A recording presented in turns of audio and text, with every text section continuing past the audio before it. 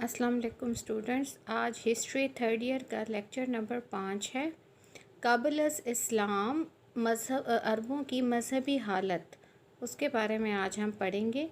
اور آج ہم عربوں میں اس وقت جو مذاہب تھے اسلام سے پہلے، ان کے بارے میں ہم پڑھیں گے۔ اہم مذاہب، ان میں سب سے پہلے جو ہے وہ ہے بت پرستی۔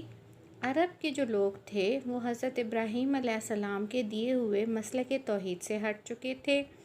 مشرکانہ عقائد ان میں بہت زیادہ مقبول ہو گئے تھے، تو ہم پرستی بھی جڑ پکڑ چکی تھی۔ بات بات سے نیک اور بد شگون نکال لیتے تھے، اور برے شگون سے بچنے کے لیے کاہنوں کی خدمات بھی حاصل کرتے تھے۔ بت پرستی جو تھا وہ عرب کا سب سے بڑا مذہب تھا، اور اس کا آغاز حضرت ابراہیم علیہ السلام سے کم و بیش 2.5 سال بعد ہوا، جب بنو خزاعہ نے مکہ پر قبضہ کیا اور اس کے سردار نے شام کے علاقے سے کچھ بت لے کر آیا اور انہیں مختلف جگہوں پر نصب کیا۔ خانہ کعبہ میں بھی سینکڑوں بت رکھے ہوئے تھے۔ ہر دن کا بت الگ ہوتا تھا، اور ان چھوٹے چھوٹے بتوں کے علاوہ قبائل کے اپنے بھی بت ہوتے تھے۔ اہم بتوں میں جو ہے وہ لات، منات اور عزا، ہبل جو تھے وہ اہم بت تھے، جن کے بارے میں کفار کا عقیدہ تھا کہ یہ اللہ تعالیٰ کی بیٹیاں ہیں، نعوذ باللہ۔ اس کے علاوہ ان میں توہم پرستی بھی تھی، اور بہت عجیب و غریب قسم کے ان کے عقائد تھے۔ اچھا، اس کے علاوہ اگر ان کو کوئی اور بھی ایسی چیز مل جاتی تھی جو ان کو اٹریکٹ کرتی تھی، مطلب کوئی خوبصورت پتھر یا کوئی اور چیز، تو وہ ان کی بھی پوجا کر لیتے تھے۔ دوسرا جو مذہب تھا ان میں جو اہم تھا وہ تھا یہودیت۔ نسلی یہودیوں کے علاوہ بھی بہت سے ایسے قبیلے تھے عرب کے، جیسے بنو حارث، بنو کنانہ وغیرہ، ان میں بھی جو ہے وہ یہودیت پھیل چکی تھی۔ توریت کے علم کے مطابق یہ اپنے آپ کو عربوں سے مذہبی طور پر بلند خیال کرتے تھے۔ ان کا عقیدہ تھا کہ وہ اللہ تعالیٰ کے چہیتے ہیں، اور دوزخ کی آگ انہیں چند روز سے زیادہ نہیں چھوئے گی۔ عربوں کو یہ امی یا جاہل کہتے تھے، اور ان کے نزدیک ان جاہلوں کے ساتھ دھوکہ، فریب اور ظلم کر لینا بالکل جائز تھا۔ سود خوری ان کا شعار تھا۔ توریت میں حسب ضرورت جو ہے یہ تحریف بھی کر لیتے تھے، اور اس کے علاوہ پورے عرب میں اپنے آپ کو نیکی اور خدائی علوم کے اجارہ دار سمجھتے تھے۔ ایون کہ اوس اور بنو خزرج کے جو بے اولاد لوگ تھے وہ تو منت مانگتے تھے کہ بیٹا ہونے کی صورت میں اسے یہودی بنا دیں گے۔ اس علاقے میں ان کے آباد ہونے کی اصل وجہ یہ تھی کہ ان کو اپنے مقدس کتابوں سے یہ علم تھا کہ آخری جو نبی ہیں وہ ادھر اسی علاقے میں آئیں گے۔ اس وجہ سے وہ حضرت صلی اللہ علیہ وآلہ وسلم کی آمد سے پہلے ان علاقوں میں آباد ہو گئے تھے، یعنی کہ وہ اپنے نجات دہندہ کے ظہور کے منتظر تھے۔ تیسرا جو اہم مذہب تھا وہ ہے عیسائیت۔ روم کی عیسائی حکومت کے زیر اثر شامی عرب عیسائی ہو گئے تھے، اور اس کے رومن امپائر کے ساتھ ساتھ سرحدوں پر جو بھی چھوٹے بڑے قبیلے تھے وہ بھی عیسائی ہو گئے تھے۔ اچھا، اس میں یمن میں بھی حبشہ کی عیسائی حکومت کے اثرات پہنچے ہوئے تھے، کیونکہ یمن کی جو لوکیشن ہے وہ اس طرح ہے کہ وہ حبشہ کے ساتھ مطلب ملی ہوئی تو نہیں ہے، لیکن بہرحال تھوڑے سے فاصلے پر ہے۔ اس کے علاوہ یہ جو ہے اس زمانے کے جو عیسائی تھے وہ حضرت عیسیٰ کے مذہب کے علاوہ کے بجائے سینٹ پال کے مذہب کے قائل تھے، یعنی کہ ان میں تثلیث کا عقیدہ تھا۔ تثلیث کے عقیدے کے بارے میں آپ بچوں کو پتہ ہوگا کہ اس کا مطلب ہے کہ وہ 3 خداؤں کے ماننے والے تھے، یعنی کہ باپ، بیٹا اور روح القدس، ٹھیک ہے۔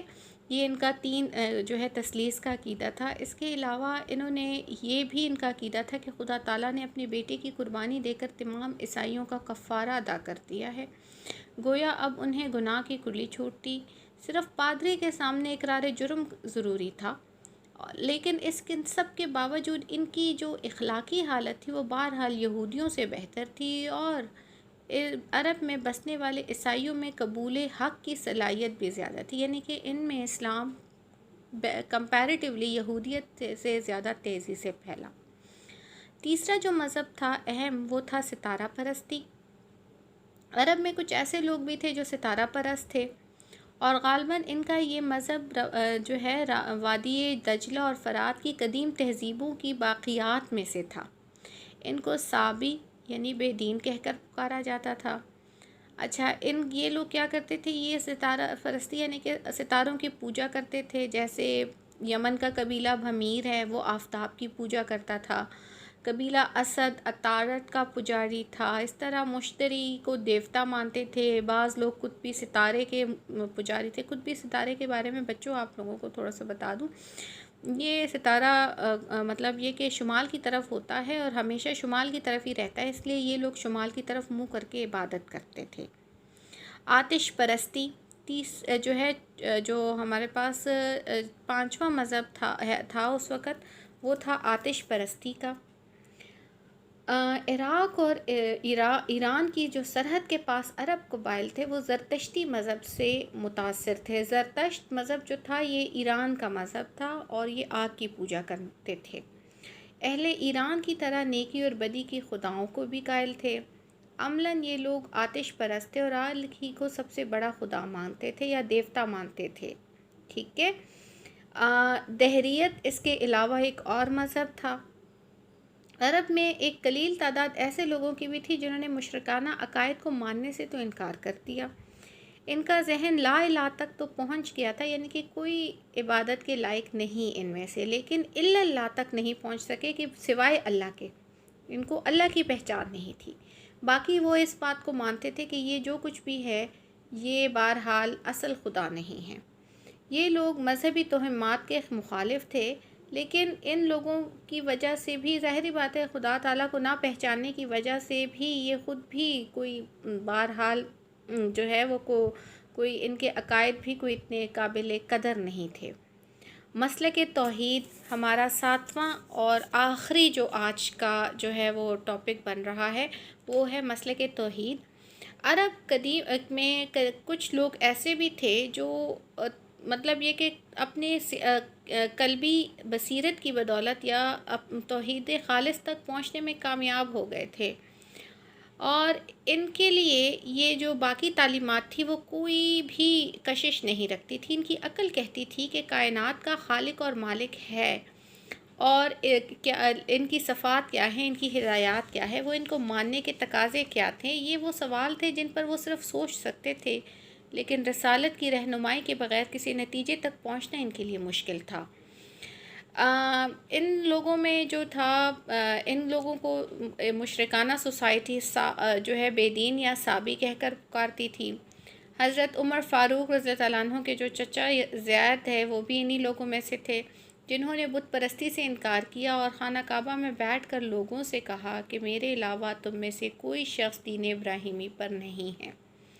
ورقہ بن نوفل، جو ان کے بارے میں آپ لوگوں کو تھوڑا بہت پتہ ہوگا، حضرت خدیجہ رضی اللہ عنہ کے چچا زاد تھے وہ، اور حضرت عبداللہ بن جہش نے بھی بت پرستی سے انکار کیا، لیکن وہ تلاش حق میں سرگرداں رہیں اور بالآخر عیسائی مذہب قبول کر لیا، کیونکہ جب حضرت صلی اللہ علیہ وآلہ وسلم نے جو ہے وہ نبوت کا دعویٰ کیا تھا، تو اس وقت تک ورقہ بن نوفل جس طرح کا آپ لوگوں کو پتہ تھا کہ وہ وفات پا چکے تھے۔